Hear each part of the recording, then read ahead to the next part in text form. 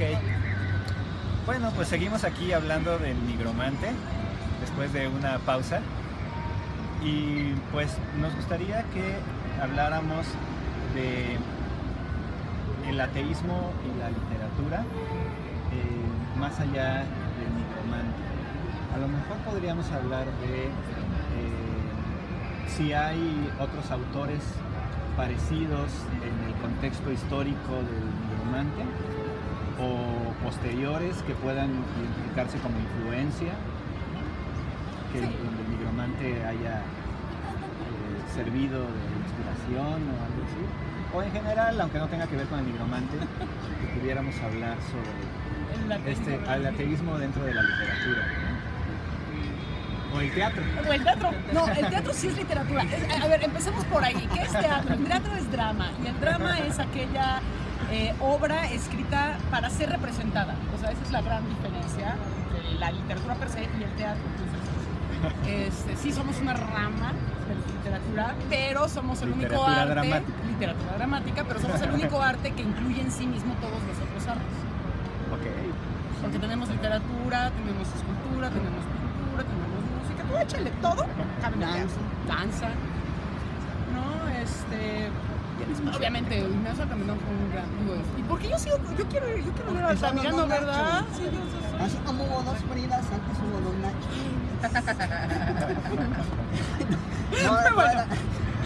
No, Nigromante fue una gran influencia. Luego ya vendría el teatro en México.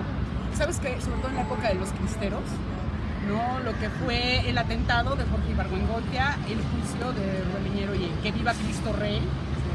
Esa creo que fue una época muy divertida del ateísmo y la literatura y el teatro en México.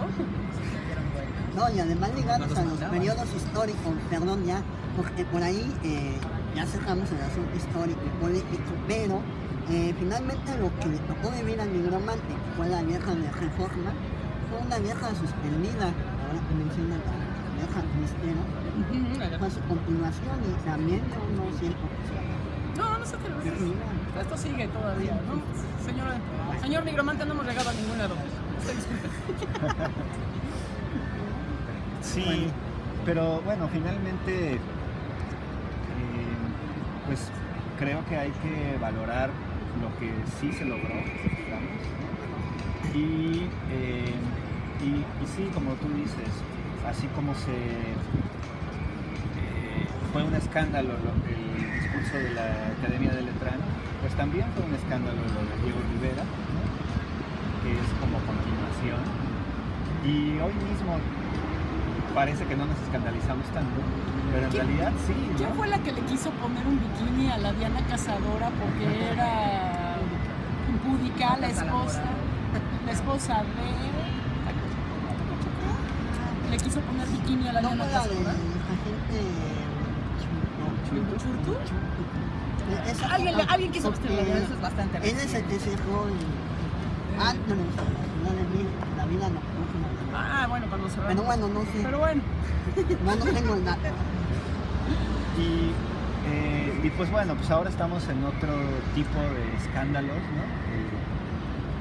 Justo ahora que se hace el año pasado, que fue lo de matrimonio igualitario, por ejemplo. Ahorita lo de Argentina y la legalización del aborto y tal. Entonces, pues en realidad cambiamos de temas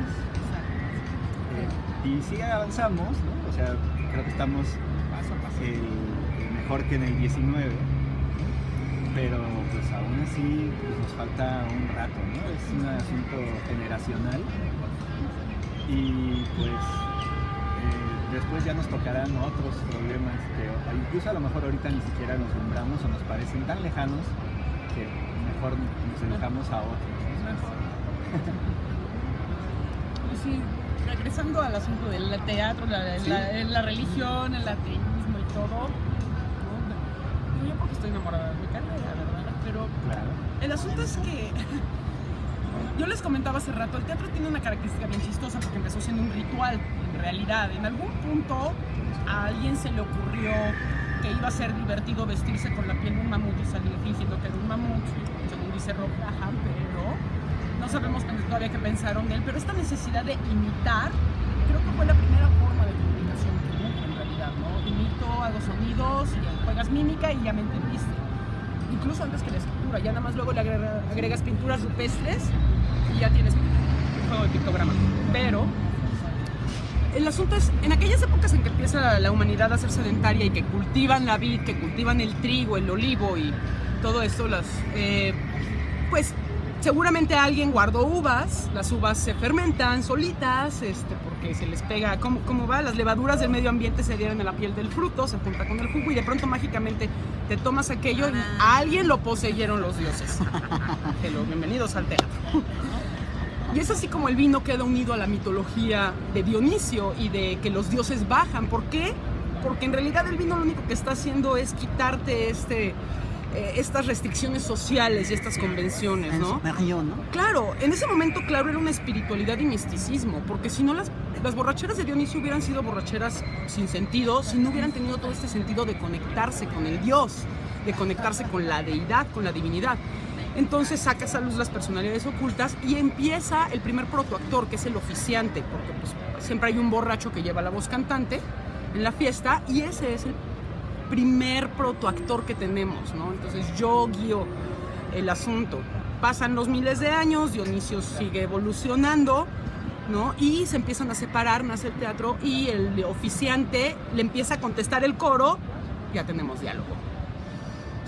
Todo era muy feliz, llegamos Grecia, Roma, todo se hace maravilloso, crece, es la época dorada de la idea teatral y ahí es donde se empieza a separar el teatro de la religión. Ya sigue teniendo un sentido ritual porque siguen haciendo los ritos al inicio de las obras y demás, pero ya se convierte en una situación ética, las obras son creadas para el público, pero en realidad el mensaje es para las clases altas, no te metas con el orden divino. ¿Qué fue lo que hizo Edipo? Se metió con el orden divino y terminó sacándose los ojos, ¿no? En la tragedia se castiga al individuo que crea el caos, específicamente, ¿no? Este asunto del bien contra el mal ya es una cosa muchísimo más moderna, ya es el melodrama, y el melodrama no va a aparecer hasta siglos después, ¿no?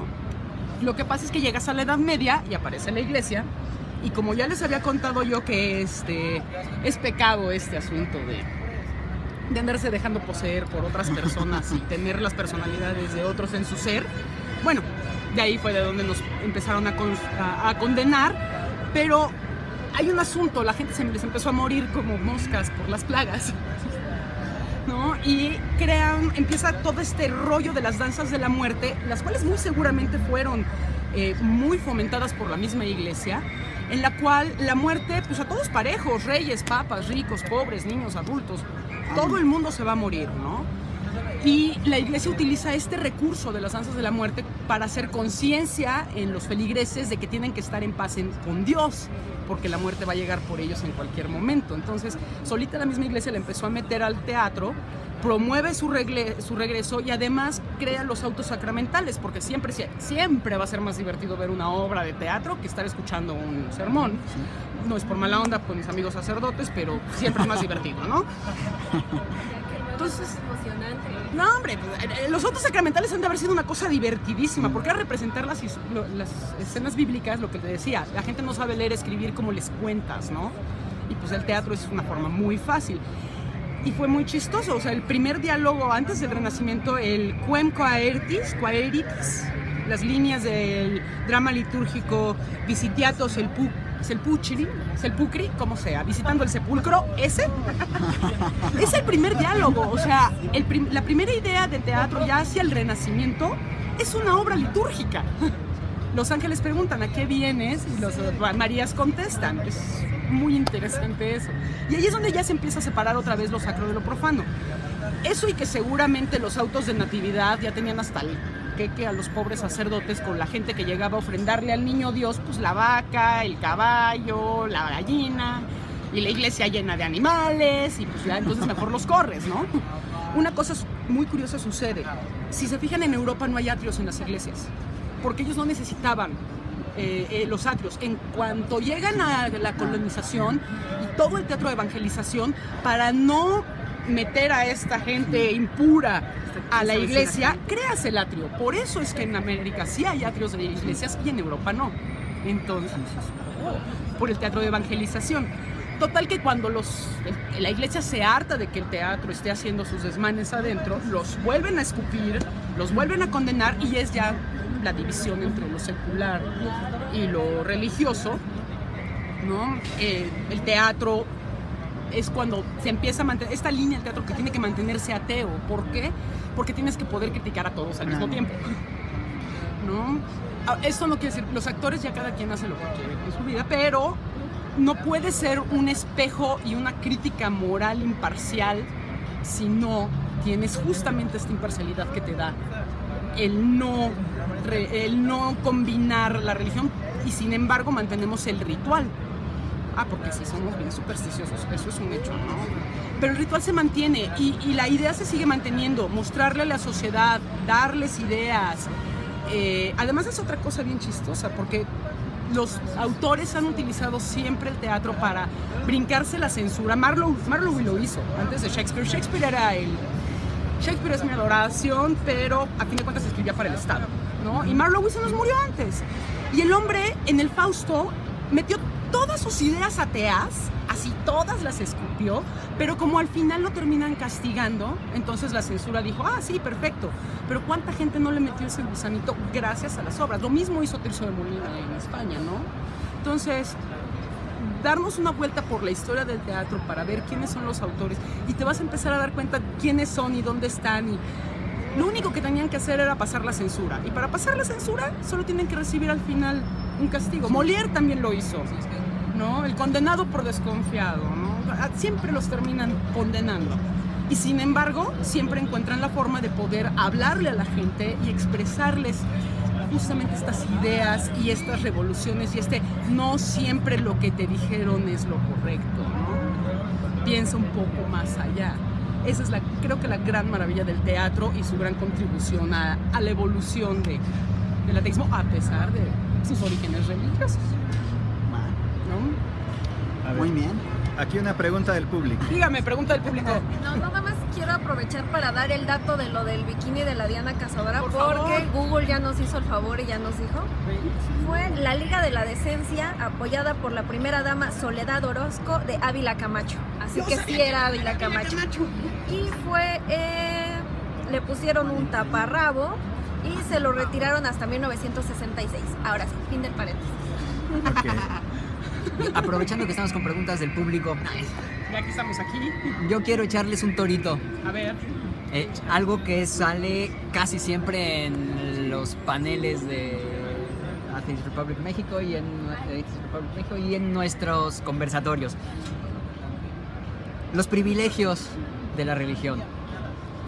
Poder acostarte en la noche y decir ya, que sea lo que Dios quiera y poder dormir toda la noche. Debe ser maravilloso. Pero Los es hasta privilegios, mañana si Dios quiere. si Dios quiere. No, los privilegios sociales, digamos. Cuando tuvimos el panel de arte y laicismo, Amadeo Estrada su participación versó sobre poetas perseguidos, ¿no? Poetas ateos y homosexuales que fueron perseguidos por cuestiones religiosas en sus países.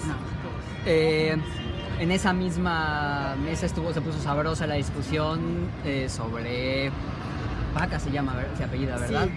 Sí, Vaca, que creó un artista plástico que creó una figura pseudo religiosa, Santa Mari la Juaricua, si no me falla la memoria, y como la virgencita hipster. la virgencita hipster, que tiene que ver con la gentrificación y estas cosas, pero en este caso el privilegio que descubrimos ahí era como si uno quiere sacar una escultura a la calle y pasearla, bueno, se encuentra con el tráfico, la gente que le quita, todas las broncas que La tiene, policía que te quita. la policía que te quita, y en cambio en el caso de su escultura, como la gente la confundía con una imagen religiosa, santa, con una virgencita, incluso se han hecho procesiones con ella y la policía va y les abre paso, detienen el tráfico. ¿Te quieres reír? Tenía yo una amiga que vivía en una esquina y tenía un problema porque todos los vecinos le tiraban basura en la esquina. Claro. Y no sabía, y les puso anuncios y los denunció y la fregada. Puso un altar con una virgencita de Guadalupe, santo remedio. santo remedio. Literal, santo remedio. No, sí, literal. Y ahora hasta florecitas y velitas y le pintan y toda la cosa. Se llevan las mañanitas el 12 de Bueno, diciembre. eso es una menta. Bueno, la pregunta del Torito va, ¿y hay estos privilegios hacia la religión dentro de la literatura todavía? Yo creo que en el teatro jamás, o sea, sí han tenido privilegios en el aspecto en que le han pagado. O sea, el teatrero tiene que cobrar, tiene que comer, todos tenemos que comer, ¿no? Pero creo que la ventaja, por lo menos del teatro, ha sido que pues, ha sido, entre comillas, fácil darles la vuelta, ¿no? Siempre hemos sobrevivido.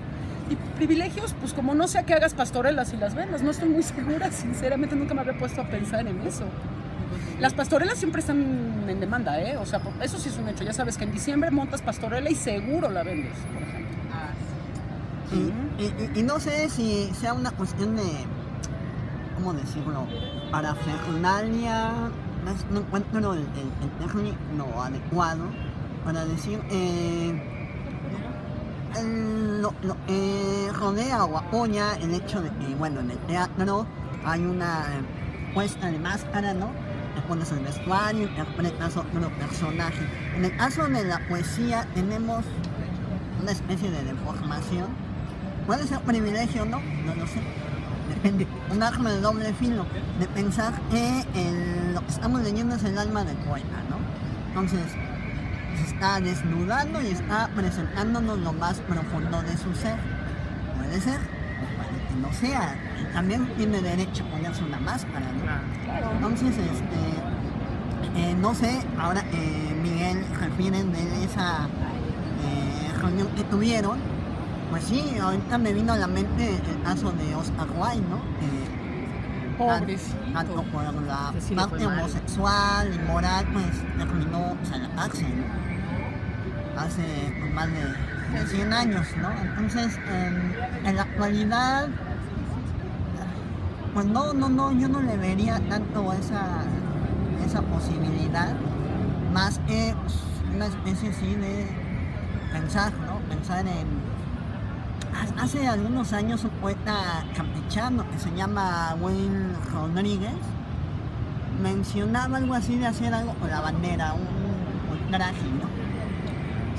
Entonces, en eso, y si fue condenado y si tuvo, bueno, condenado se le abrió un proceso, pues. Hay una legislación sobre el uso de los símbolos patrios, entonces, bueno, ahí sí tuvimos una situación muy comprometida de su libertad de expresión, pensando nuevamente que es eso, él lo estaba diciendo desde lo más profundo de su alma, ¿no? Y bueno, son también ahí algunas tensiones que no hemos acabado de resolver. Yo creo que en literatura no sé si haya ese privilegio. Creo que en general hay... la literatura hoy es mucho más secular que en épocas pasadas, ¿no?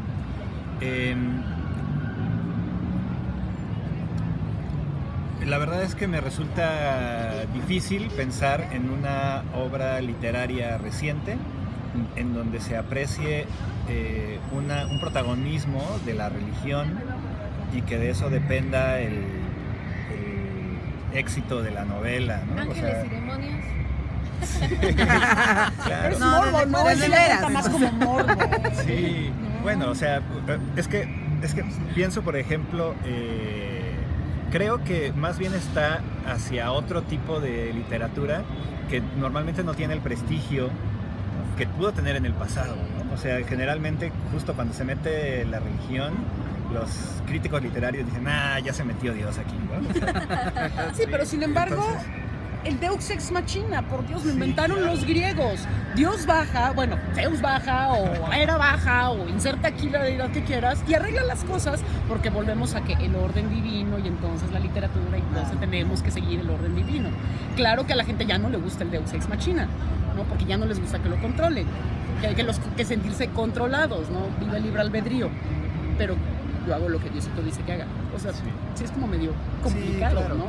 Mira, pensaba por ejemplo, lo que sí creo que pasa es que los individuos seguimos subordinados a este tipo de reglas, ¿no? O sea, pienso en concreto que hablamos de literatura, en el caso de Monsiváis, por ejemplo, que siempre estuvo a favor de la comunidad LGBT y tal, pero él mismo nunca pudo salir públicamente del closet, ¿no?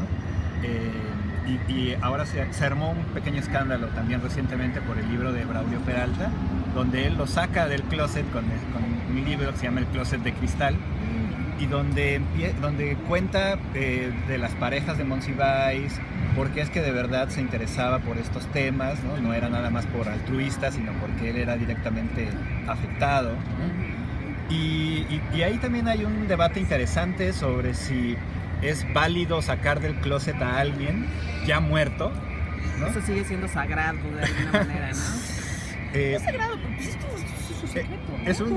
Es una parte íntima de alguien, ¿no? Entonces, pero también por otro lado, yo lo pienso y digo, híjole, a mí me parece que tiene un valor histórico, ¿no? De velar este tipo de cuestiones que a mí me saca un poco de ronchas justo porque es súper reciente, ¿no?